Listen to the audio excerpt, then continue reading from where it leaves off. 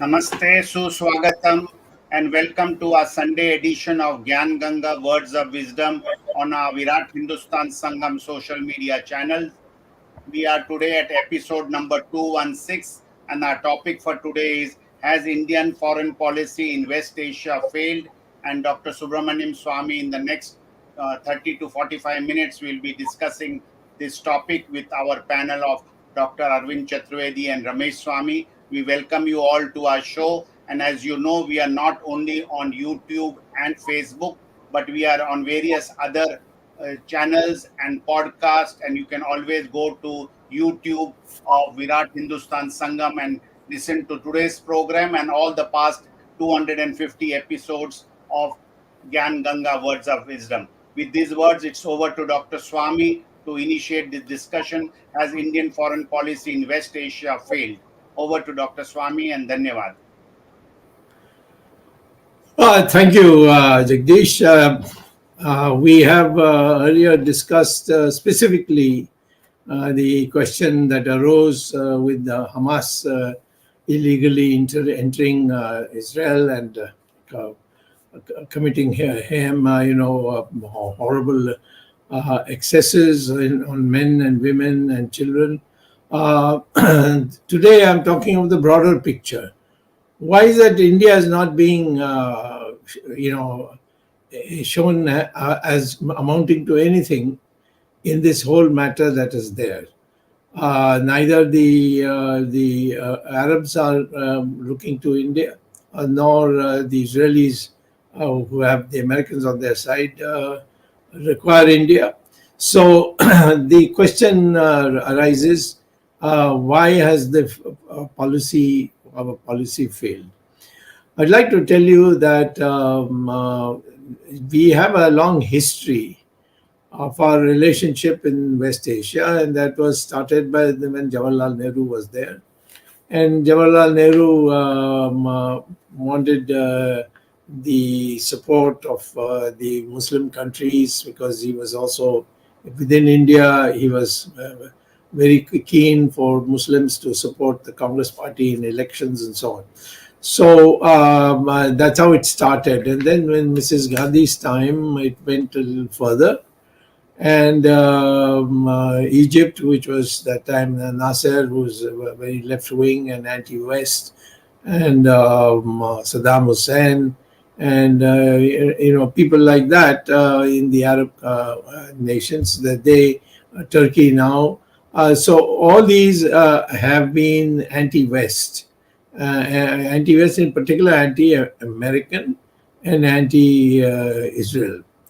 And the propagation essentially was that Israel is an usurper in the territory which really belongs to the Palestinians, which is rubbish, because the matter was considered and debated in the United Nations thoroughly.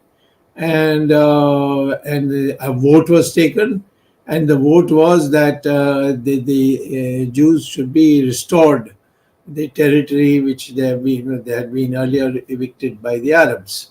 So therefore, Israel was created.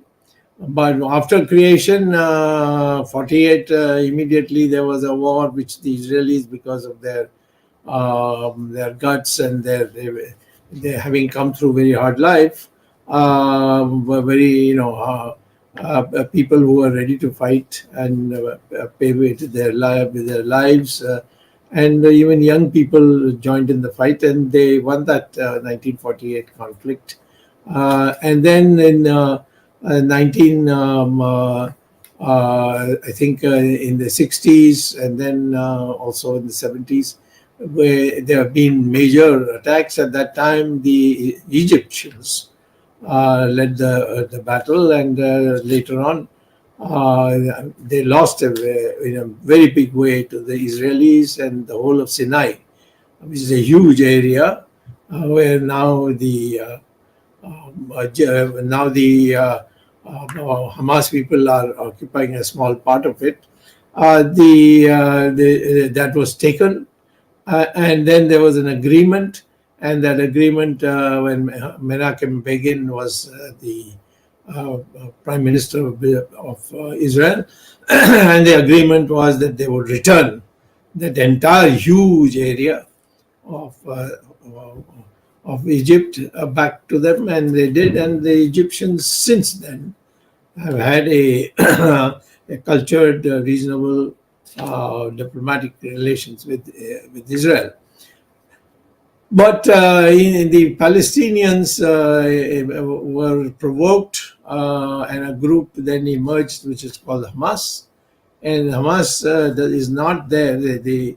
When the agreement was reached between Yasser Arafat and the Israeli Prime Minister, the idea was that they will get a small part of West Bank, which is a part of Israel, and a part in Sinai, which is Egyptian mostly, but a part which will be called Gaza. So that was given, and over the years, the matter developed. Institutions were created, and elections took place. So why I'm giving you all this is that the Middle Eastern problem really was on a low key. It was on a low temperature. Till this happened, it is not that Hamas is attacked for the first time. They did in 2008 and 2009 also. And and the same bloody way, they butchered innocent people, and then they were thrashed, and ultimately there was a peace treaty, and the matter was concluded. But this time, the Israelis feel that it can't go on each time, so they have taken a decision, and the decision is that Hamas should be eliminated completely. They are willing to work with the Palestinians, but not with Hamas. Now, Hamas is an extremist. It's a terrorist organization, and it just wants a breathing time so that they can recover again. They are financed by a whole lot of people in the Middle East. Iran does give them money. I don't know Iran is whether it's doing it just to buy peace with the Hamas or not. But the fact is, Iran is very much a financier of thing. So, what is the role that we could have played?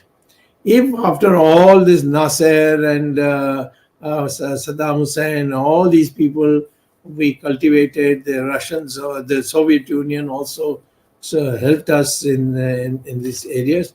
Why is it that we are not able to speak to these people? Why we are not? The Americans at least have one clarity, and that is that bottom line is Israel. And if Israel is under threat, then we stand by Israel, full stop. Otherwise, they have good relations with everybody. Now, this time, many of these countries which had good relations with America have been sort of low key. For instance, Saudi Arabia is a very important country, and it has been almost out of the picture in this whole thing. And their MBS, as he's called, Mohammed bin something. He's a Raja. He's a one of the part of the kingly family, but in terms of brains and in terms of his ability to decide, he is the top man in Saudi Arabia. The one above him is also his relative. He is not, he's not very active, and so MBS is the one who really decides on Saudi Arabia. But Saudi Arabia is now this time neutral. In fact, before this Hamas thing happened, Saudi Arabia was in a deep discussion with Israel to have a embassy of Israel opened up in Saudi Arabia. Would have been a huge change. You know that in UAE, the Israelis have opened and many other the Arab countries which are not in the picture, which are not being publicized. The Israelis have diplomatic relations, which is a major new development. I think Hamas has been provoked to do this, partly. I mean, of course, themselves are violent, so it doesn't need much provocation, but they've been provided weapons, money, etc., to see that Israel is not able to develop diplomatic relations with Arab countries and have a long-term solid peace. So at this stage, what is our record? We find that we curry favor with all these Arab countries, but when the chips are down, the Arabs don't treat us very well. Now, take for example Qatar. They have threatened to. I mean, their legal body has said that some 7 or 8 of our senior high-level people, the high-level people of the Navy went there for the purpose of helping the Qataris to develop certain techniques in naval warfare, and they have been taken to jail, and then now they've been told that they'll be hanged or executed, whatever. And India is, just like flapping. I mean, what is it doing? Where is our policy? I mean, why have we got diplomatic relations with Qatar if you are not able to get Qatar to quietly exchange these people? Saying that, maybe we can make a statement that we were careless or what. We can't hang them. And the process is on, and I'm sure that if India's pathetic situation continues, I'm sure if there's no possibility of India retaliating in any way, these people will be hanged. And earlier on, even one of these people in the BJP, a girl said something. I don't know what she said, and it doesn't matter what she said. But Qatar took a terrific exception to it. And then our people had to go and beg the Qataris to forgive her and all that. And she is now put into hiding. So therefore, we have no policy. We are all the time thinking what will irritate the Arabs, and then try to see whether we can accommodate it. Is there one of them who would vote for us on Kashmir? I doubt it.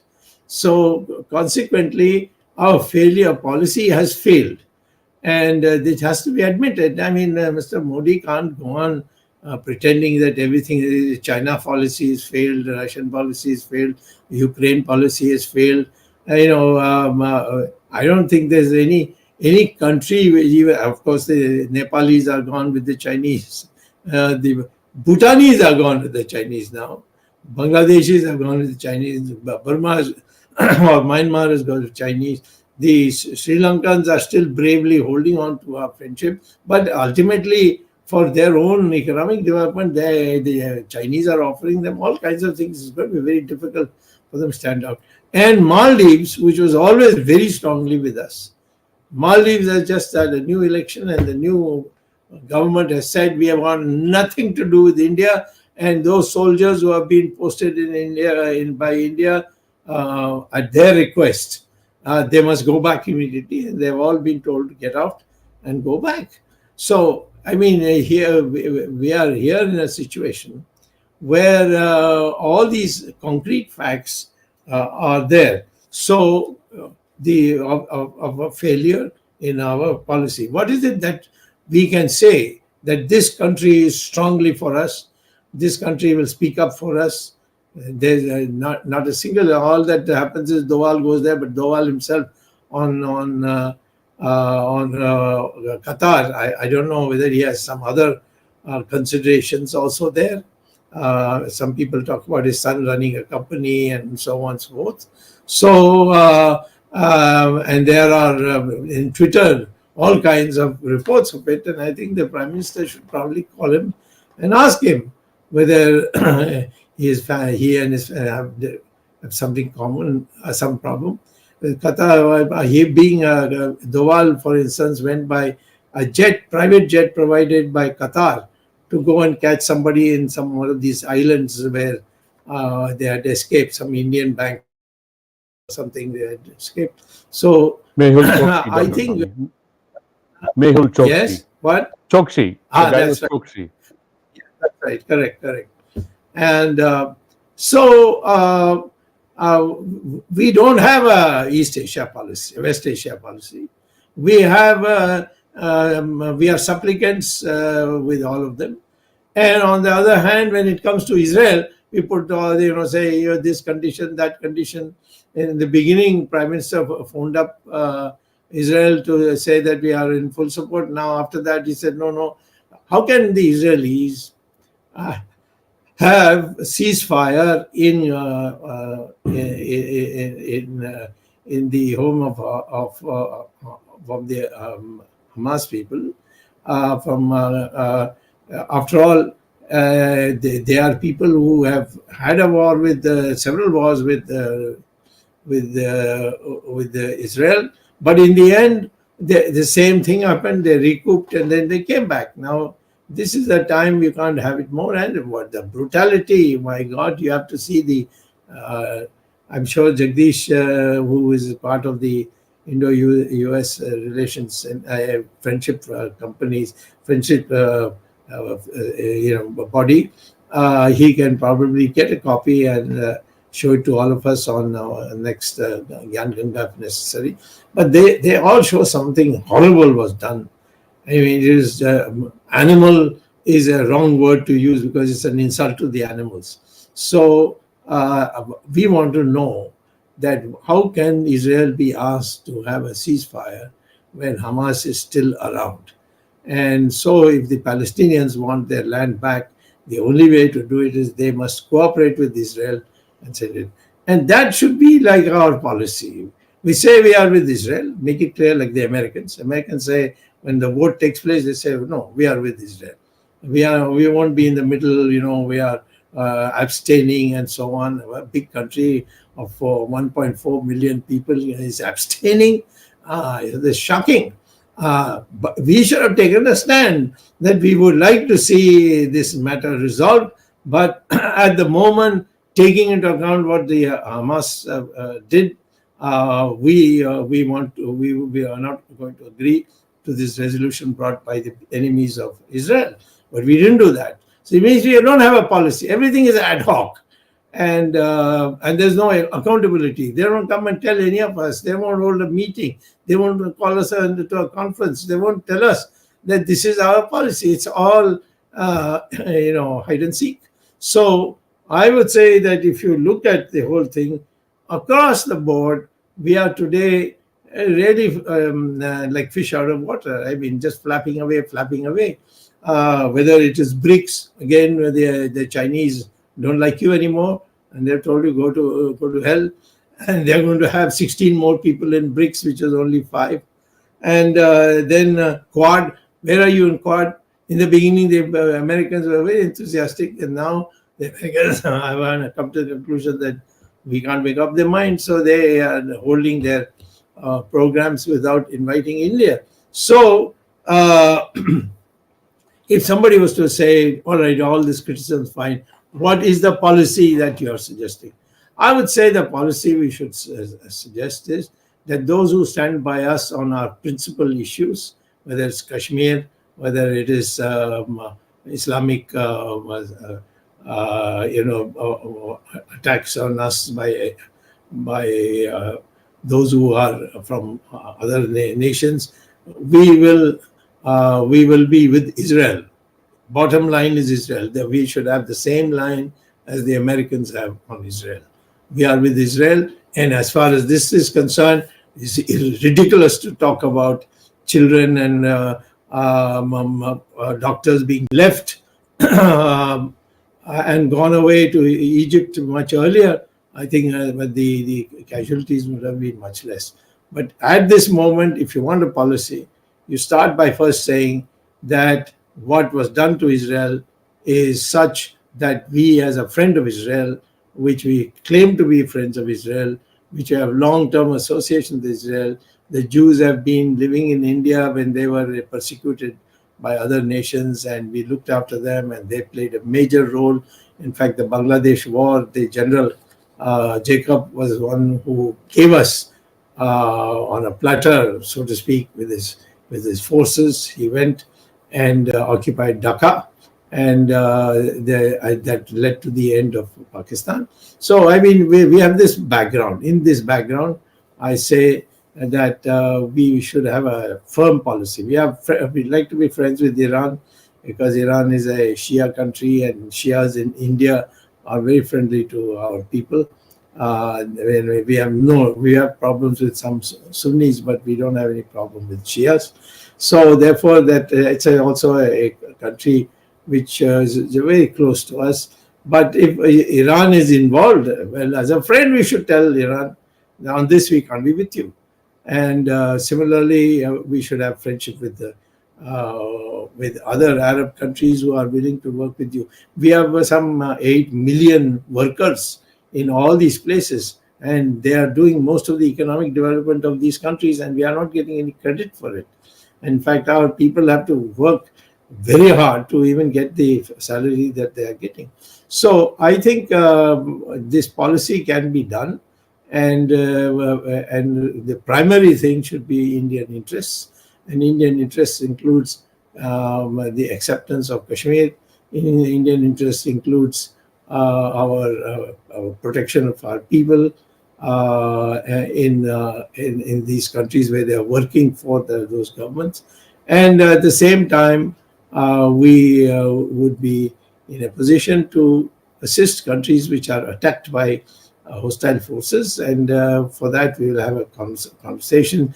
We could have played a role in discussing with Israel, but on fundamentals, and the fundamentals would be that as far as Hamas is concerned, we cannot take a stand even to dilute it. Let there be discussion. Now, Hamas is nothing. Hamas has got no legitimacy whatsoever. The legitimate people for the Palestinians are in the West Bank.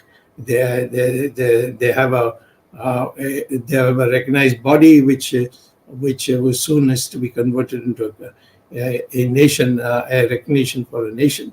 And with those people, we should work. That should be there should be a policy which should be written now. If I ask the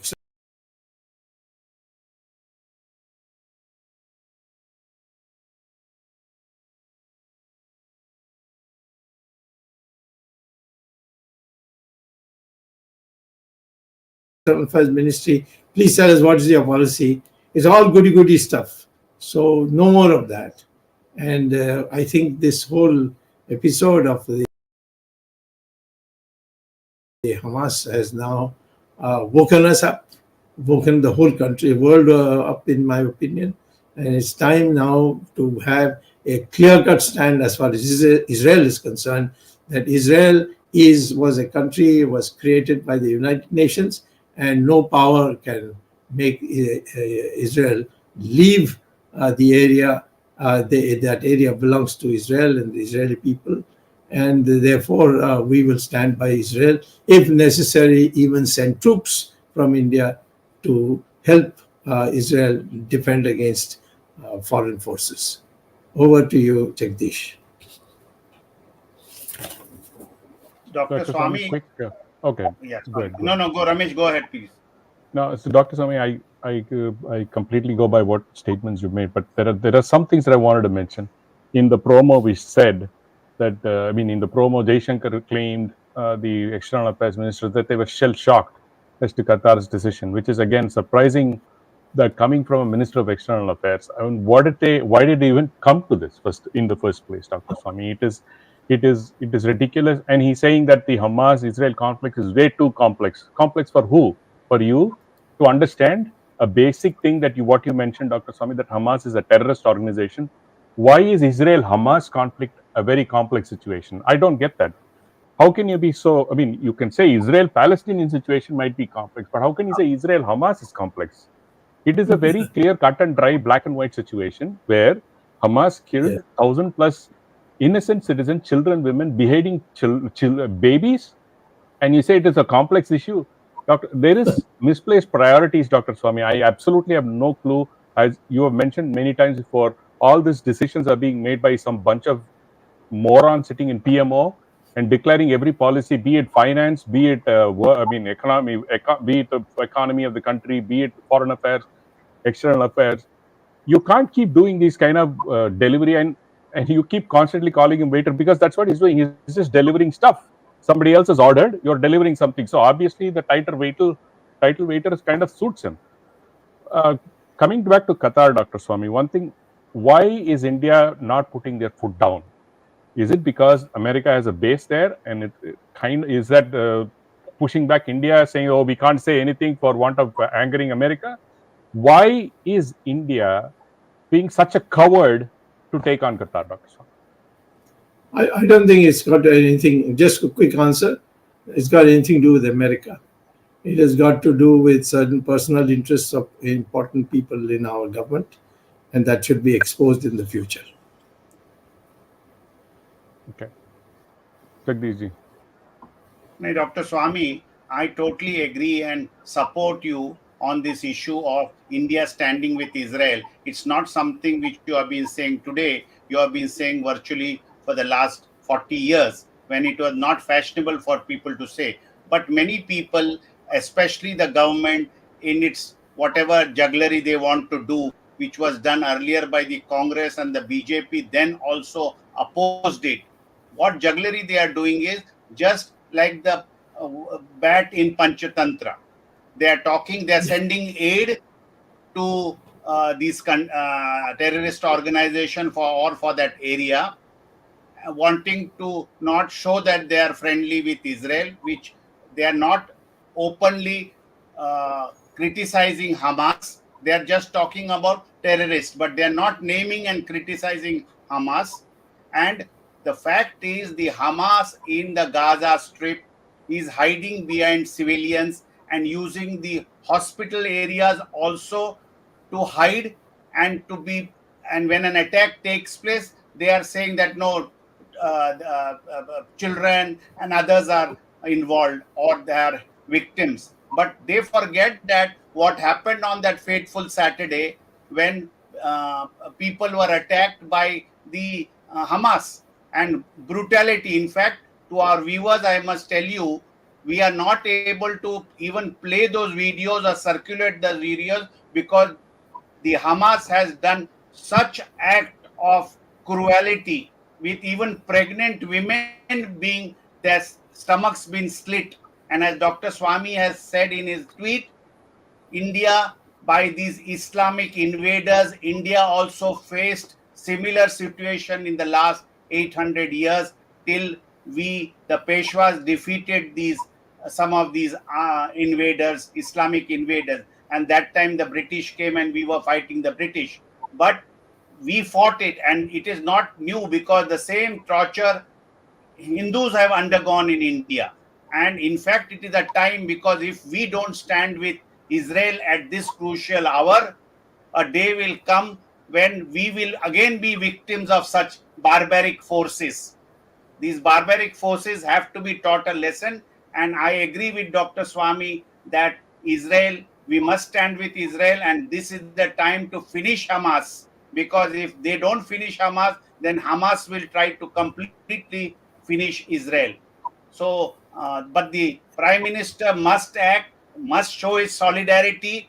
The Prime Minister has not yet said anything about the hostages held by this terrorist organization. In fact, many of the Indian Jews who have migrated back to Israel, they are very upset. Many of them were BJP supporters. And I don't mind saying this openly because we have received numerous WhatsApp messages that they are confused with the statement of Mr. Narendra Modi. They, all throughout from 80s, some of these Jews in India were BJP supporters, and they are now shocked that earlier we used to blame the Congress and the Muslim parties for misleading our rulers. But today, even Mr. Modi is towing the same line. In fact, people in Israel want India to solidly back them. And this is our prayer that these hostages must come out, be rescued. And at the same time, India must solidly stand with Israel. Yeah, let me just make a quick reply before there are others also who have to speak. You see, there are three important entities in the West Asia. One is Iran, which is closest to us in terms of geography. The other is Saudi Arabia, and the third is Israel. Now, Iran is a Shia nation, and the Shias and the Sunnis, they have never had good relations, but that's another issue, which some other time. The Saudi Arabians is led by an extremely astute person who is the number two in the royalty list, but he literally runs the show. He is very, very smart. For instance, he was bold enough to tell the women that if you want to drive cars, you can drive. They were banned from driving cars in Saudi Arabia. Can you believe it? But he is now modernizing Saudi Arabia in a big way. So he is a person, and he has stayed out of this whole thing. Yes, and I'm not concerned. So I think India should have had a West Asia policy where the three countries, Israel, Saudi Arabia, and Iran, these three should have been given primacy in terms of sending people, talking, bringing their leaders here, meeting our people. None of this diplomacy was done. All the time, fly to either Moscow or fly to, now of course you can't fly to Beijing, or go to Washington and then have the media say what wonderful things Modi has done, or our government has done. This is all that we're doing. There's nothing concrete. West Asia is not Palestine. Palestine is a very small part. If you really want to know, Palestinians are 54% of Jordan. There is a country. It's not that they don't have a country. Israelis, Jews, they were the ones who didn't have a country. But the Palestinians have a country. And after the accord that took place in 1992-93,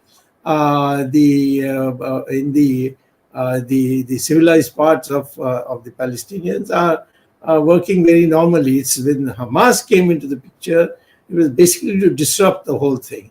And therefore, we should have, if you wanted as a big country with the 1.4 billion people, you wanted to play a role, you should have contacted Iran directly, you should have contacted Saudi Arabia directly, and you should have spoken to the Israelis by going there. The Prime Minister could have gone if the President of the United States can come there and not fear that he might be bumped off, or the Foreign Secretary is almost all the time there. None of our people have gone to Jerusalem. And this is a very shocking thing, that if you think Israelis are your friends, you should have gone at this stage. And what we did. So these are the things that clearly show that we are basically people who are working for some personal interests of some officials, and not in terms of national policy for the country. Arvind, आप कुछ पूछेंगे हिंदी में? Yeah, Dr. Swamy, I agree with you about these three countries. You named Saudi, Iran, and Israel. Of course, the first one, Saudi, also provides a lot of employment to our people. If we look at from the economic relations point of view or economic trade point of view, we are heavily dependent on West Asia, especially the Middle East part of West Asia, in terms of oil. About 80% of our domestic consumption is dependent on the crude oil which we import from these countries. So economically, anytime we cannot afford to lose that. Second, we have almost 50% remittances which come from our workers outside India. 50% comes from this region, which is about 19 countries that we are talking about. West Asia. And in terms of the money, that's also sizable. Third is trade. India's exports, if you look at, barring US and China, I think Saudi Arabia and the other countries in the West Asia are a very important region as far as our international trade is concerned. But unfortunately, having said all that, let me tell you, unfortunately, except Saudi Arabia, there's my reading that except Saudi Arabia, India's relationship one-on-one with any one of these remaining 18 countries is not clear. We are so confused. We have one step forward, one step backward, blow hot and blow cold policy towards every country. And you mentioned about these three countries, but look at Afghanistan. Look at Iraq and Iran, Syria, Qatar, for example. I think some viewers are also raising this issue that our Navy officers were pronounced that death punishment, and India government has not done anything in order to plead that. So irrespective of what we are talking about Israel-Palestine conflict, or we are talking about Turkey, or we are talking about, any of these issues that we are talking about in West Asia, India's policy is always confused. And especially after the recent takeover by the ex-foreign secretary, Mr. Jaishankar. But what statement he gave yesterday? Yesterday he was at a newspaper summit in New Delhi, Hindustan Times summit, and he said it's a very tough world, and the world is getting tougher. And at times he has made statements suggesting that India cannot fight China because China is too big. These kind of statement, India's foreign minister, which is the largest country in the world, and we have over almost 17-18% population, though we do not have economic population. But if a foreign minister talks like that, that clearly suggests that India's foreign policy is a failure. Time and again, even in this program, even the last week when we had the program, we had almost concluded with evidence that India's foreign policy has failed. And naturally, West Asia policy is only a subset of India's foreign policy. So I think maybe one very easily common statement can be made, obvious conclusion can be drawn, and that is that India's West Asia policy has failed, and failed miserably. Yes. Arvindji, I agree. India has got stuck in a deep mud as far as the oil import. But it doesn't mean that just because you protect your own, yes, the country has to be dependent on all of this, but you can't be, as Dr. Swamy tweeted, a political hijra when it comes to these things. Okay, trade is separate, but you cannot say, okay, I'm going to turn a blind eye to terrorism because I need oil. I don't think that's morality. India has never stood for immoral behavior anywhere in the world, be it from the days of Ramayana. You can't be immoral. When you say I'm not saying that. I'm just saying I agree with what you highlighted the importance. In fact, I'm saying, despite of the fact that from economic point of view, West Asia is very important for us, we have not paid sufficient attention as far as foreign policy is concerned. And let me one thing, Arvindji, strength always respects strength. If you're weak, they are not going to respect you. India has always taken a pusillanimous, weak position in external affairs when it comes to this, saying, oh, we don't know what to do. We will sit on the fence. We will sit on the fence here. We will sit on the fence there. It doesn't help, Arvindji, because that is one of the biggest failures of external. If you say foreign policy in India has been sitting on this fence. Every time you abstain from this, what is this abstinence being? You don't abstain anywhere else, but you want to abstain here. It is shameful that we're constantly showing you're a weak position because I don't want to take any position. That's not a Vishwa Guru concept. A Vishwa Guru enlightens. He doesn't, just sit in the dark. Sadly. Yeah, I was reading one comment on Twitter. Some viewer had commented on Twitter. Somebody had commented that if you put a nameplate on your house that you are Vishwaguru, that nameplate doesn't make you Vishwaguru. Your actions have to be, in proportion to the title that you are seeking. So by saying that we are Vishwaguru, we don't become Vishwaguru. G20 leadership is gone. Now it is a past. We were only for 365 days leading the G20. That does not mean that we were given the title Vishwaguru, which our people were claiming. Who gave the title? Who gave the title to who? We gave it to ourselves.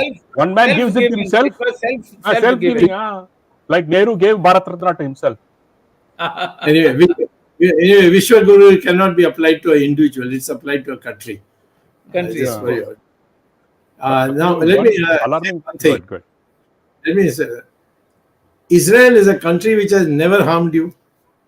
Correct. Israel is a country when you have didn't have spare parts for your Soviet tanks in 1971, Bangladesh war. Yes. They went and went to Poland and all, which had given up Russian control and become independent, but had all these tanks which the Russians had sold us. And from that, they took out the spare parts and gave it to us in 1971 when we didn't even have a diplomatic relations with Israel. Israeli people have always praised India for the fact that Jews stayed in India. There was never any discrimination against the Jews, and the Hindus, in fact, built them their synagogue and allowed them to do business. And many of them joined our army. And I gave you the example of General Jacob. So when the Israelis have been such steadfast friends, why should you let them down at that time by diluting and talking about people who are actually trying to destroy them completely? After all, what is Hamas saying? They're saying that Israel cannot be here. They're going to go and find some other place, but we are going to eliminate them. They're saying it openly. And so if they are going to finish the life of the Israelis, then I think the Israelis have no alternative but to finish Hamas altogether. And till that time, don't talk about peace. How can you talk about peace in Gaza when the Hamas is in control? Once the Hamas has been finished in Gaza, then we can start talking about now so many people are dead. They say, have you ever seen any war where innocent people have not been killed? How can you make the innocent Israelis were killed by the Hamas people unprovoked? Here is the case of a war. The Israelis are going there. They're supposed to say Hamas move to one side and people move to one side and then kill the Hamas people. It's not possible in a war. So therefore, yes, to the extent that we can give a Red Cross and give them medicines and so on, we can do it. But the Israelis from day one were telling the people, go south. We will only confine ourselves till you leave in the northern part of Gaza. And it was completely ignored. And the people could not go because these Hamas people wouldn't let them go. So I think you should now take a more, I think that anyone who is fair, unless he is ideologically or Islamically inclined one way, would support Israel in toto without ifs and buts and so on. And in no case, in my opinion, if the Israelis ever ask me, I'll tell them, negotiate, the only advice I'll give them, don't negotiate just now till Hamas is eliminated.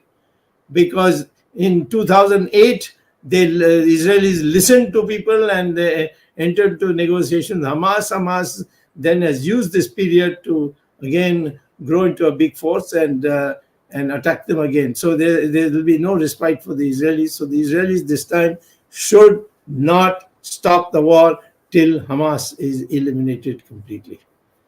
Dr. Swamy, there is a question from the viewer. I know, will Israel support India ever if India is attacked by Pak-based China? What are your thoughts on it? 100%. They've already done that in the past. In 1971, they give you intelligence. They have got the best intelligence in the world, and they tell you exactly. In 1971, they also help you with the Shahabuddin, right? Even the Shahabuddin daughter's kidnapping case too. They helped us, correct? Shahabuddin? Syed Shahabuddin's daughter. Not Shahabuddin. Not Shahabuddin. Not Syed Shahabuddin. It's the other man from Kashmir. Other man from Kashmir. Kashmiri. Yes. They have been any time. Rubiya Syed? No, Rubiya, right? Saifuddin Syed. And incidentally, the Israelis can also give you desalination of seawater. They can give you most advanced medical instruments. They can Nuclear give you cows which will give you, 20 times more milk than the Indian cows give. So, I mean, there's no limit. Sharad Pawar uses the Israelis for drip irrigation in his farm. But although he has attacked the Israelis because saying that I have an ideological commitment also. So anyway, but the fact is that Israel is a multi-dimensional society, and they are very brilliant people. Most of them have been all through the last century. People who have come up with such inventions which have helped countries to fight the Nazis and others. After all, the atom bomb was produced by the Jewish scientists. Oppenheimer is an example about which there's now a movie also. So I would say when you talk about Israel and what benefit you will get, that will come once Israel knows you are unconditionally with them, because for them that is important. It's no use saying we will be non-aligned and this and that. That language cannot help a country which is surrounded by enemies who want to finish them. So at this stage, Hindus and Jews have to come together. If the others don't want to come, if Muslims say no, we can't go with Israel, well, okay, you sit at home. Hindus will side with the Jews in Israel. So that is the way we have to go, and the Israelis must feel that we are friends right to the end. Dr. Swami, one disturbing trend in America, Dr. Swami. Yes. Never ever in the history has so much of protests happened in America. And yesterday they stormed the White House. The Palestinian support. This is shocking for somebody who's lived here for so long. America has always been on the side of Israel because what they have seen and what they know for a fact. But this time, the leftist and the left loonies have taken over this. And Dr. Swami, this funding is not coming from America. This kind of protest cannot happen like this in America. This is shocking even for a country like America. So the far left has really taken in the reins. I just wanted to mention that what we are seeing, the protest in America is unprecedented. We have never heard, because, I work with the police. So I know a lot of these things that are happening today. They are completely overwhelmed and they're shocked to see this kind of level of protests happening in this country. Well, this has been slowly developing. As you know, when I was teaching at Harvard, I had this problem that whatever I wrote in India and said this should be our policy, they took umbrage and said, no, you can't teach at Harvard because unless you withdraw that statement. I said, sorry, I can't withdraw that statement. You can go to hell. I come to Harvard because you want me to come. I've never said, please take me to teach in your university. You can't get anyone better than me, so you call me. So particularly in the mathematical aspects of economics and the economy of China, they don't get people that easily. So I mean, this has been brewing, and Rajiv Malhotra has been warning about it for quite some time, and now it's all exploded. And I'm surprised Harvard is in the forefront of this rubbish. It's a McCarthyism in reverse. Or upside down. You said you had something. Dr. Swami, I have one question. Dr. Swami, I have one question. With your experience with Jansang and BJP, you can say only you can answer this question because you analyzed all the top leadership of BJP from top to bottom. Atal Bihari Vajpayee, when he was foreign minister in the Morarji cabinet, he met Israeli leader Moshe Dayan, and he did not meet. He did not meet. Moshe Dayan came to publicly. No. The correct way to put it is that Moshe Dayan was invited by Morarji Desai, and then Morarji Desai informed Vajpayee that if you want to attend, you're welcome. And Vajpayee went there. But then he denied that he ever met him.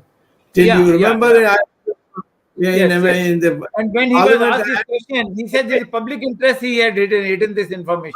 he was telling a lie in Yeah, national interest. national interest. Yeah. And National now look at the chronological order, the BJP relations, BJP's policy vis-a-vis Israel. I mean, it has been, as I use the term blow hot, blow cold, even Narendra Modi has not equivocally condemned the Hamas attack on Israel and the rockets correct, they launched and all that, and the correct, violence people are talking about. This correct. country largely looks divided between 80%, 20%. A large number of Muslims are supporting Hamas. I don't know for what reason. Even one intellectual from Muslim community I have not seen who has condemned the Hamas attack. Hamas being an outright terrorist organization, even these people are going by religion, and they're not going by the act of this organization. And while I on the mean, other hand, even BJP government, which should think of the country and country's relationship with Israel, has not openly supported that Israel and unequivocal terms. Why no, they're no, confused? absolutely. No, absolutely. I mean, they should have condemned it from day one. That time also they did not. It was much later, and then they diluted it with saying that however the people who are seeking an independent state, their things should be addressed, or some junk like that. The issue is that when Israel has been attacked, nobody can deny that Israel didn't start the war. It was started by the Hamas. They came clandestinely, and then what did they do? They caught women, they caught pregnant women and cut them up open. I mean, it's horrible. You can, if you want, Jagdish is in a position to get you the video, which if you see, you will not be able to sleep for 10 days, I'm telling you. That bad it was. And this is what they did. They thought that this will make the Israelis scared and run away or something like that. I don't know what they thought, or they are just animals, worse than animals, rather. Jagdish, you had something to say. Go ahead. Yeah, I just want to say, Dr. Swamy, before Arvind winds up the show, we showed our weakness by our Indian embassy in Doha, Qatar, denouncing the BJP spokesman in Delhi as a fringe element. And I'm Yes. sure the Qatari government must have got the signal that if the government spokesman in Doha can denounce a BJP spokesperson as a fringe element, that's why they took the thing to an extreme end by giving a death sentence to the naval officers of India. And they are Yes. seeing how the government of India is behaving. This is for the Vishwa Guru types or the 56 inches types. Your real test comes in a crisis. Your real test is not when your bhakts keep on singing bhajans in your praise. When Qatar crisis is there, when you have to name Hamas and stand by Israel, that is the real test of either a country Vishwa Guru or the so-called media hype Vishwa Guru. So this is the time for us to show our muscle power in Qatar and release our patriotic naval officers and stand steadily with Israel, who has always stood with you, and denounce Hamas and stop this aid business, because the aid is going to help Hamas to attack Israel. So we must be very clear. And I wish to tell our viewers that we have got numerous messages, and some have been displayed here, that India is lacking. Government of India is not doing the right thing yet as far as Israel is concerned. Indians, Jews of Indian origin, are really concerned in Israel. They really thought that Narendra Modi and BJP would be different from the Congress. But unfortunately, the bureaucracy and Jai Shankars of the world, who were there in the foreign ministry and now are glorified waiters, are running the show. This is a very unfortunate situation. The time of the Vishwa Guru is now to show that we stand with Israel firmly and denounce terrorism of the Hamas. This is my statement. Arvind, now you can proceed, or if Dr. Swami wants to comment anything. One sentence. If tomorrow Israel finishes off Hamas, there will be quiet celebration in at least 8 major Arab countries of West Asia. How you do not know that Israeli diplomats and friends of mine who are new media people, they say that privately when we meet the leaders of various Arab countries, they say we hope that Israel will finish Hamas forever because they are a threat to us also. And so, therefore I can believe that fear is something that is even permeated Muslim countries. And it is our job to restore, like Hitler. Everybody then finally one day decided to join and finish Hitler off. We have to do the same thing. Yes, Arvind. Thank you. Yeah, thank you, Dr. Swami, for discussing this important topic. I think in last 5-6 weeks we have discussed this issue multiple times, and naturally the whole world has an eye set on this conflict, and therefore it was expected of Indian government also that they should have a very clear view, but it is unfortunately not so. West Asia's importance cannot be re-emphasized. West Asia may be very small as compared to India in terms of population, maybe just about 20%. But in terms of GDP, they are as high as Indian. So if you go per capita, they are 5 times richer than us on an average. Of course, there are poor countries even in the West Asia. But importance, I have already said about economic trade. I need not emphasize that. And it is the right time for India to look at a policy which should be a clear policy for West Asia. And Virat Hindustan Sangam has done the right thing to bring it to the notice through these program Words of Wisdom, Gyan Ganga, and invite attention for all the policymakers to look at this. Even if we are not in non-aligned days, we are moving towards a multi-aligned policy. But my view is, and Dr. Swami has also given very much detail, and the comments from Jagdish Shetty and Ramesh Swami have further emphasized the depth of the issue, and I'm sure viewers also would get benefited. Next week again we'll be meeting. Next week is Diwali day. Actually, I wish happy Diwali to all our viewers. Next Sunday is Diwali, so perhaps we may not have program on Diwali, and the team, technical team led by Ashish Shetty should also be thanked for bringing more than 200 episodes successfully. Ashish Shetty, Gadgi Rakesh, Ishwar Iyer, Swaminathan, Tejas Navalgul, Vishal Mehta, Najesh Nair, they've been doing wonderful job on the background, and therefore the popularity of this program has also been growing over a period of time. Barring Diwali, we'll be meeting again with Dr. Subramanian Swami and a new topic. For the viewers, till then, namaskar and happy Diwali. Namaste, happy Diwali to all.